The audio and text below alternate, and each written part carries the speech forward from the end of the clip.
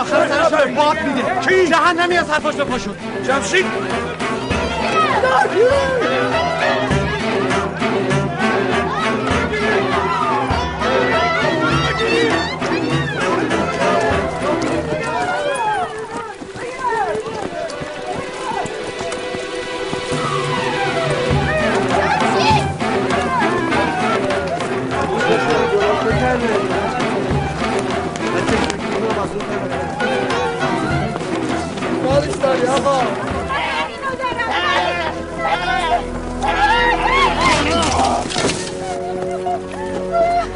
من بیله زنم تو چرا این از من برو عقب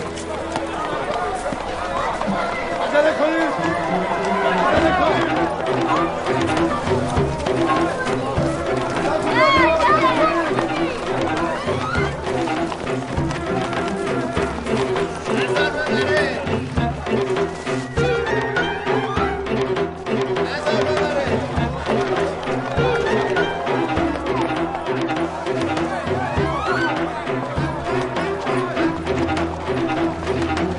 بلد جموش آب شده رفته تو زمین. تو آزاد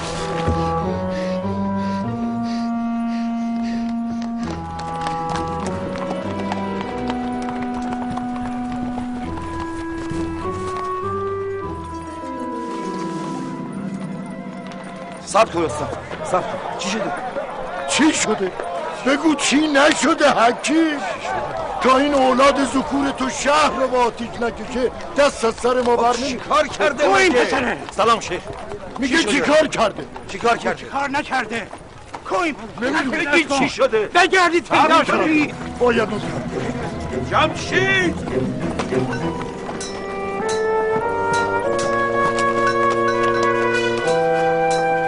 چیکار میکنی؟ حالا دیگه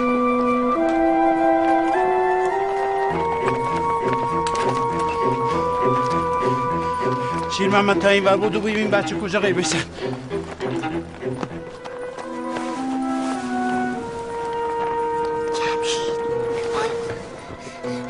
چی میگی؟ اگه اونو بگیرنم خفم میکنم. برو. اگه چی کار کردی؟ تو اینجا چی کار میکنی؟ برو پیکارت. برو بچه اینجا برسا. برو بچه برو. راه میافتیم. حرکت.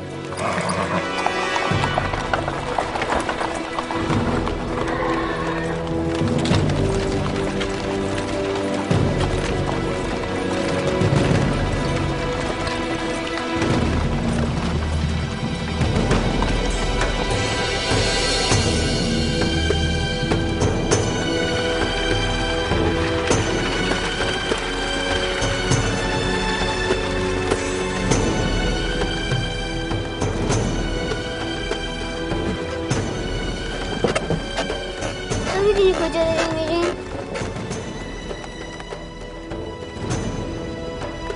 منم نمیدونم، ولی آقام میگه همیشه به خدا توکل کن. هر اتفاقی بیفته خیره.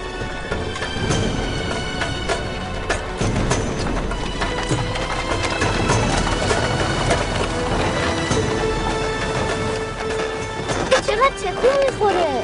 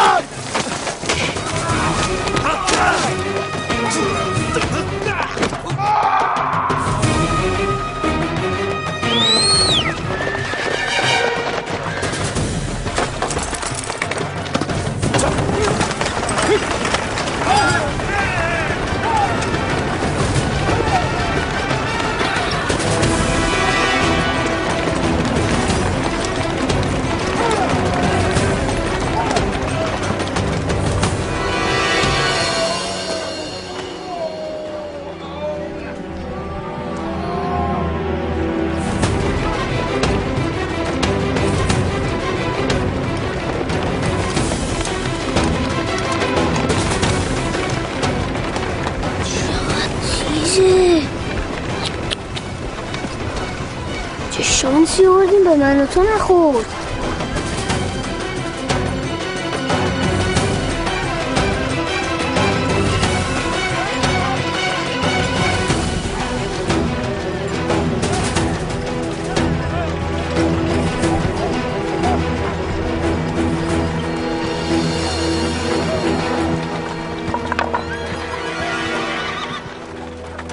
جونم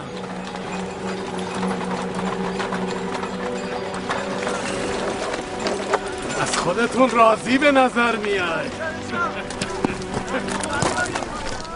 ای دست نزن با آهای اون آبو بیار تا گرده را بشون. شما دو لنگه ایده بیا این کمک. ببین شعور و خرد کی میاد؟ آخه این ابزار به کار کی میاد؟ بگی بذار زمین. ای بابا مگه ما حمالی؟ بله بدش من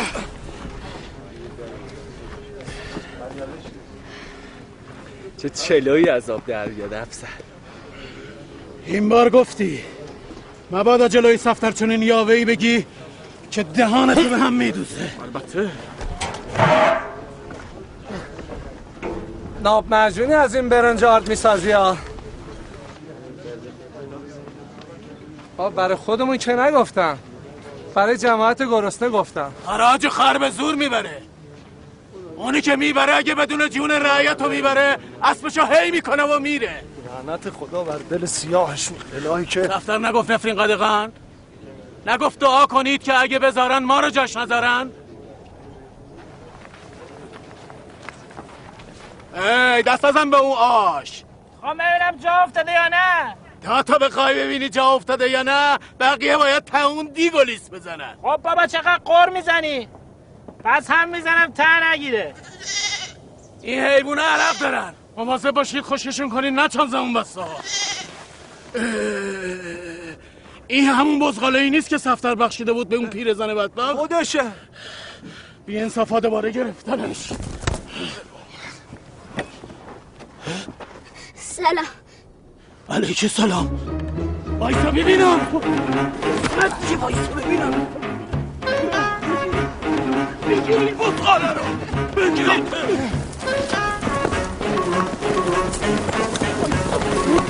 بگیرید. بگیرید. بگیرید.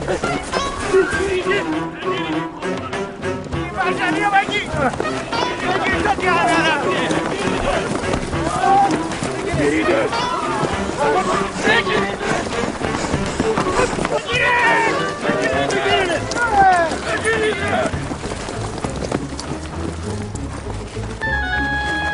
خیلی زرنگه. بروجکه. بگیریدش. 1 2 3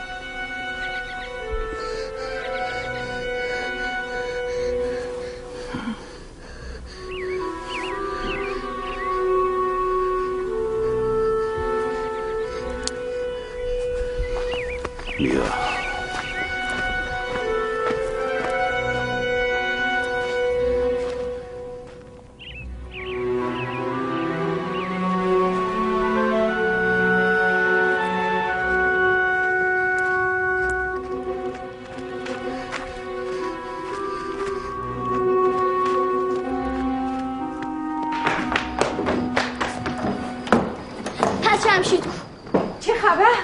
به هر جا که سگ ترکتی میکشه سر زدیم. آب شده و رفته به کاب خاک. من پسرم از تو میخوام. اگه این مردم دور از فهم یک بلایی سرش بیارن چه خاکی بسن میکنی؟ نفوس بند نزن دخترم. پیدا میشه. سید تو رو خدای کاری بکن. چه کنه؟ مال اسبابشو بردن خم به ابرون انداخت و پی این خیره سر. تو چی؟ چی میخواستی بگی؟ میخواستم بگم که یا الله، چه خبر؟ همه گذرها رو یک به یک رفتم، حتی در خونه ها رو هم زدم. نیافتی؟ شرمنده. به حق قسم مگر از این در نیاد تو، وگرنه او رو سیاستی میکنم که عبرت عالم آدم بشه. آخه یه الف بچه چه به درس شیخ شهر کاشان؟ لبه این حرفا نیست مرد، چاره ای بکن. من میدونم. طفل و بازیگوش.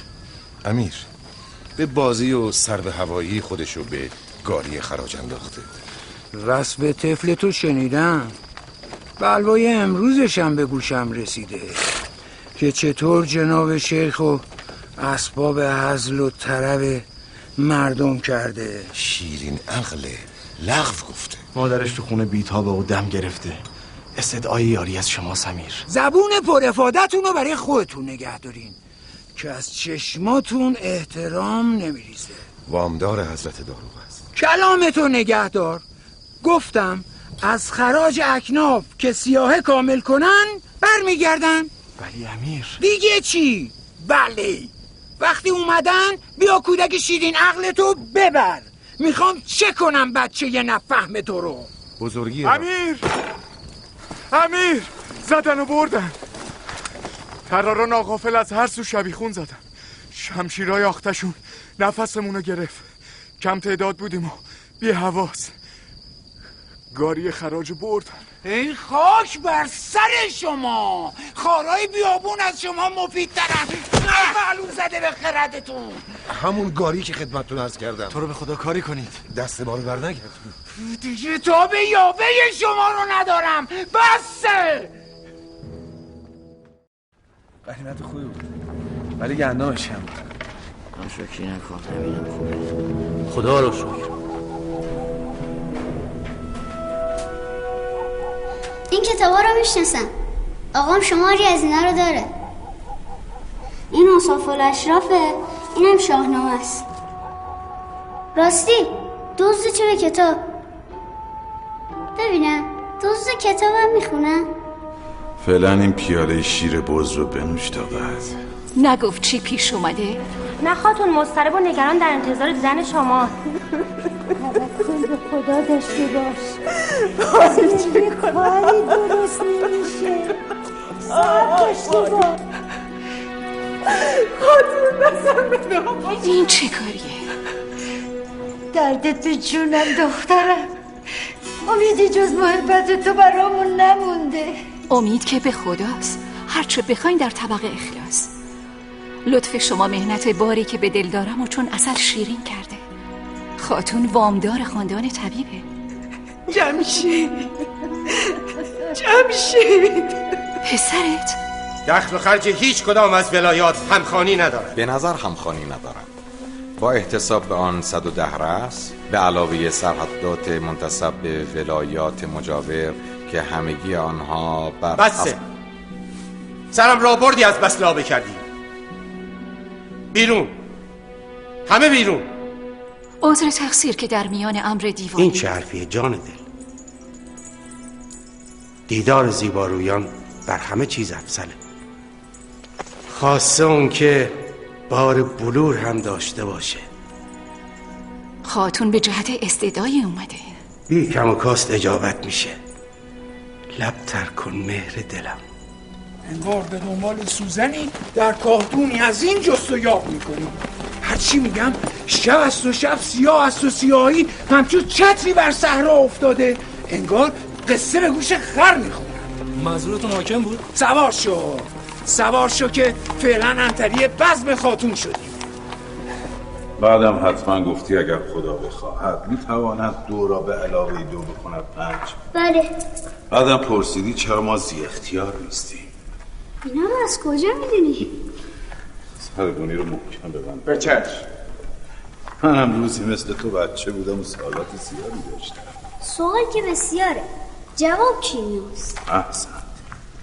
و اما جواب امر و قضای الهی بر همه اعمال ما مستولی و حاکمه. آقا برای اون پیرزنه که 2 هفته پیش دامادش کشته شد آذوقه ببریم؟ حتما فراموش نشه. و خود حضرت حق ما رو اراده فرموده بر توانایی افعال.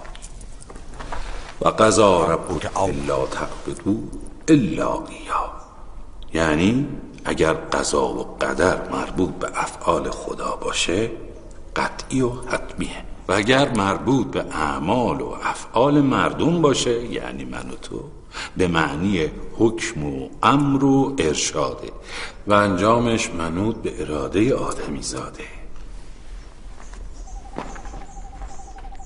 اینایی که میگی یکم برام ثقیله.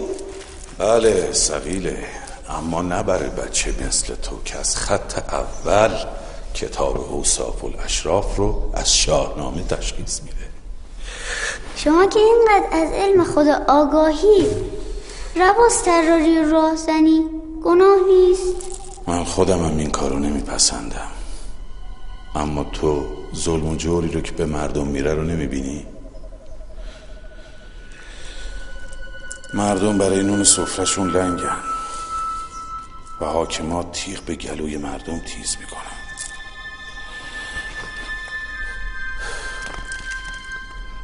مرد خدا رو کنج عافیت صلاح نیست وقتی که خلق در اسرت و رنج به سر میبرن. اسم این کاری که شما میکنید اگه دزدی و راهزنی نیست پس چیه؟ تو از اهل فتوت چیزی شنیدی؟ نه. صفتر آذوقه فقرا رو همونطور که گفتی تخص کردیم و همه آماده ایم. چه کنیم؟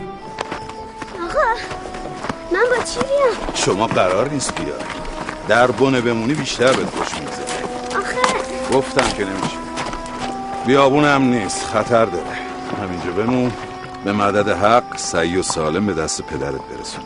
مگه شما آقامو میشناسی؟ اگه نگفتی پسر مسئول طبیبی. خب چرا؟ کیه که طبیب حاذق و خوش انصاف شهر کاشونو نشناسه؟ تاب بیار جلدی برمیگردن. افضل مراقب این بچه باش، سربزرگی نکنه و کار دستت بده. خیالت راحت، به امید خدا. یا علی خداحافظ.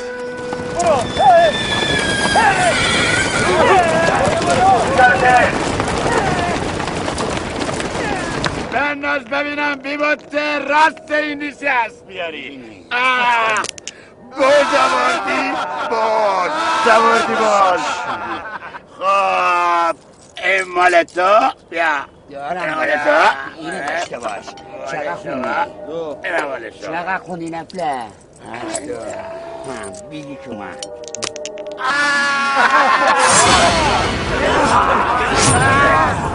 بنداز بیروسه این نفر دیگه باز آوردی. خوب گوش کن، یه کلمه دروغ و کذب مساویه با قرمز شدن بساط خمارت با خون سرخ شارگت. چی شده حضرت والا؟ من کمترین بی اذن شما چه کردم که مستحق تیزی هستم؟ شعر نباف. گاری خراجی که با آدم ها زدی کجاست؟ گاری خراج؟ گفتم کجاست؟ حضرت والا من کی بی خبر و بی اجازه شما شبی خون زدم که این بار دوم باشه؟ مگر عقلم پارسن برداشته؟ خفه بوزینه.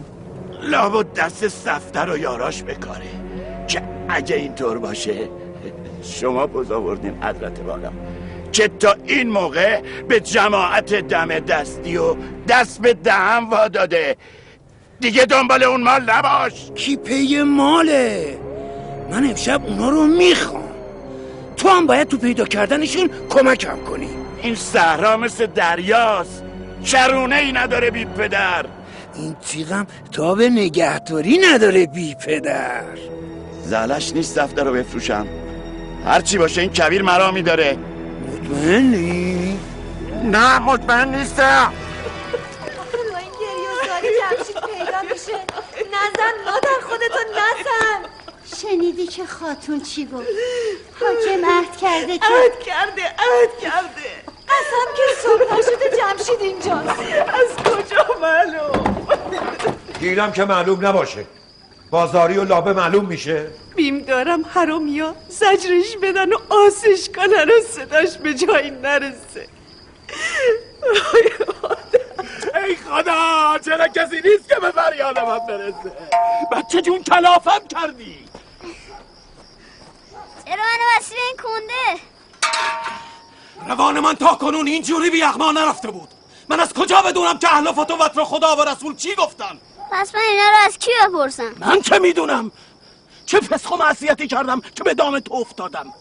من باید شوربا بسازم، اگر نه این خیلی گرسنه باید سر بیشام زمین بگذارم. اون دیگچی که خیلی برای شوربا کوچیکه. بله کوچیکه، میخوام شوربا قلیل بسازم. پس بگو اون چیه دور گردنته؟ سور. به چه کار میاد؟ سور میزنم تا همه برای خوردن غذا خبر بشن. یه بار بزن دیگه. ای خدا. باشه.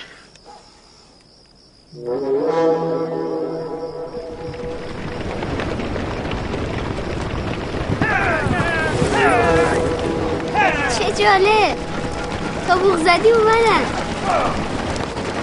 ولی هنوز شوربات آماده نیست.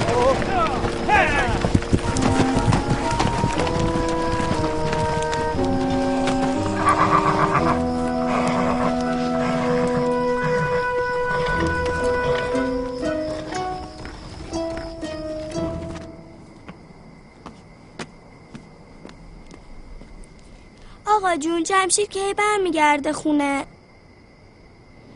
بیا پیش من.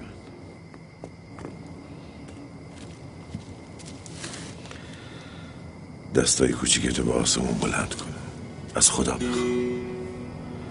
خدا خاطر بچه ها رو خیلی میخواد. اون وقت سلامت برمیگرده آقا جون. خدای جمشید نگهدارمونه. نورا رو تو آسمون میبینی؟ اینا دوستای جمشیدن. وقتی بهشون خیره بشی صورت جمشید جلوه میکن. نه؟ دستای کوچیکتو به آسمون بلند کن. از خدا بخواه. خدا خاطر بچه ها رو خیلی میخواد.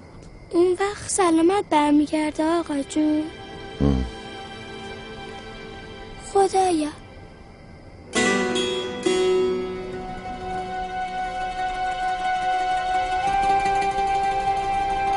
اونقدر میدونم که ستاره ها کنار هم نقش و نگار زیبایی هستن.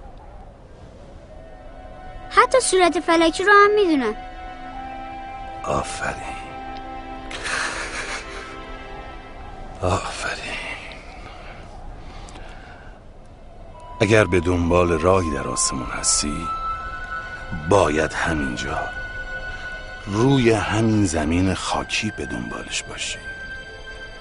بی جهت نیست که خداوند تبارک و تعالی به ماه و ستاره و خورشید و آسمون قسم یاد کرده. خداوند این همه عظمت را آفریده که ما در بحرش بر کنیم.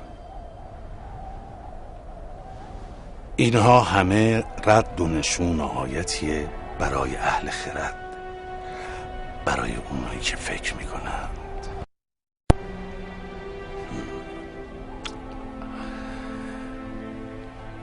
از ناصیت پیداست که به دنبال علم افلاک و آسمونی، اما یقین داشته باش علمی که برای خدا و در راه خدا نباشه جهالت هست و حجاب.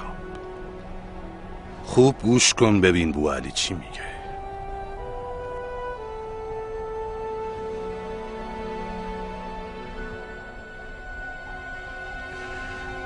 فلک جسمی است چون گوی گردنده، اندر جای خیش و اندر میان او چیزهایی که حرکت آنها به سرشت خیش به خلاف حرکت فلک است و ما اندر میان اوییم. از این حرکت اوست که شب و روز و برودت و حرارت بر ما پدید میآید. سرطان و اسد و سنبله و میزان و عقرب و حوت و دلو همه بر مدار فلک است. فهمیدی؟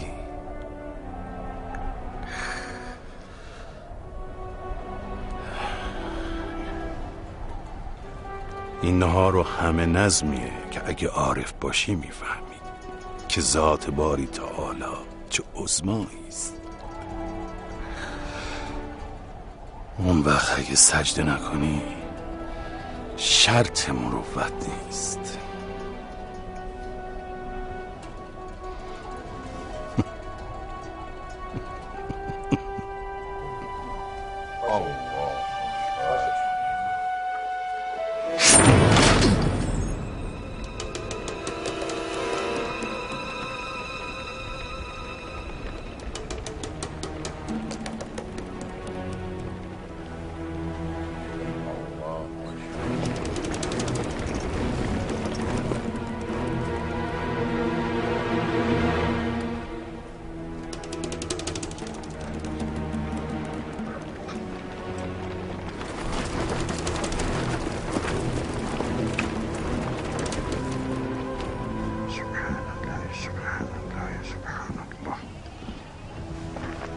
الله أكبر.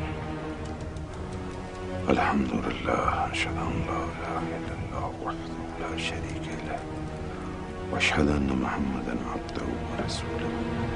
اللهم صل على محمد وآل محمد. الله